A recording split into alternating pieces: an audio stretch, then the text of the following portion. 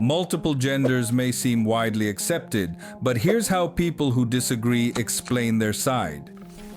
You can think you're a woman, a toaster, a banana, whatever. That's your head, your life. But I'm not forced to see it the same way. For me, you're a man who thinks he's a woman, not an actual woman by magic words. I'm done pretending that my view of reality has to bend every time someone invents a new label.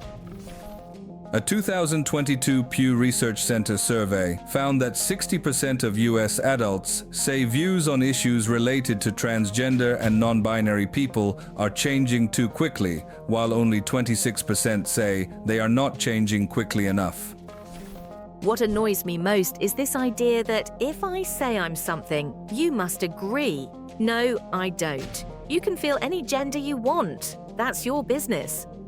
But forcing everyone at work, in school, online, to play along and talk like reality is optional. That's where people get tired and start pushing back. A 2022 Pew Research Center survey found that 38% of US adults say government documents should offer more than 2 gender options, while 56% say they should not.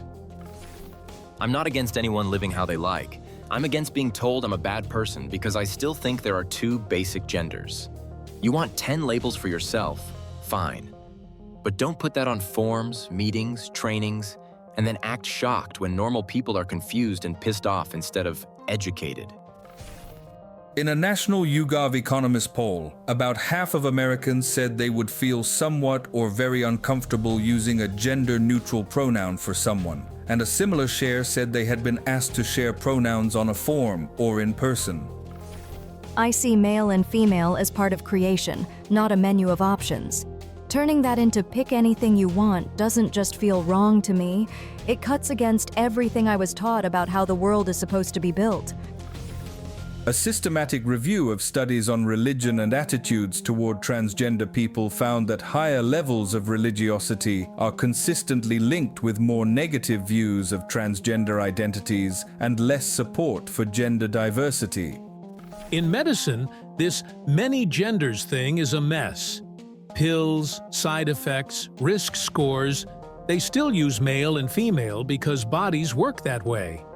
When forms turn into a long list of identities, new staff mix up what is about biology and what is about feelings.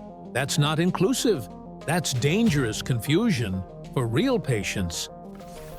A review in Biology of Sex Differences notes that biological sex, typically classified as female or male, affects disease risk, symptom patterns, and response to medications, and concludes that sex-specific data are essential for accurate diagnosis and treatment decisions in clinical practice.